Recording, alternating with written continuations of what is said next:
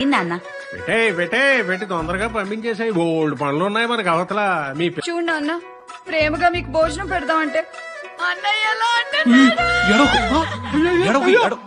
అమ్మా సావిత్రి, వెళ్ళిపోయి బతికిపోయావు గానీ లేకపోతే నా చిట్టి చెల్లి గట్టి కాంపిటీషన్ ఇచ్చింది.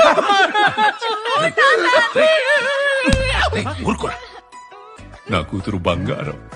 మరి కోడళ్ళు వజ్రాలు, వైడూర్యాలు, మణిమాణిక్యాలు.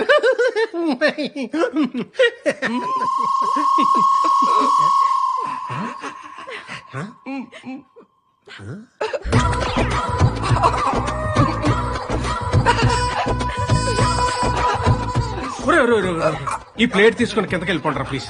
అక్కడ తినండి. సిగ్గుండాలరా, యుద్ధం కూడా ఆ తర్వాత ఆపేస్తారా. నువ్వేంట్రా పొద్దున్న లేచిన దగ్గర నుంచి దాని మీద దాడి చేస్తానే ఉన్నావు ఏదో మూల. ఇంతమంది ఇక్కడ తింటుంటే ఓ పక్కన దాని కాలు తొక్కేస్తున్నావు. అంత ఆరాటం ఏంటి నీకు? బావుగారు ఆ, ఇంకా హనీమూన్ అవ్వలేదు పిల్లలకి, అందుకే అవ్వకపోతే దిగిలిపోతారు కిందకి. ఇలాగా అంతిమయాత్ర బండిని కూడా వదలకుండా వాడుకున్నాడంటే ఏమనుకోవాలి వీడి గురించి? అంటే దాని ముందు ఈడో పెద్ద శక్తివంతుడని ప్రూవ్ చేసుకోవాలనా, లేకపోతే జనాలంతా ఇళ్ళు ఎంత విషయం ఉందని ఫీల్ అవ్వాలనా? నాకు అర్థం కాదు.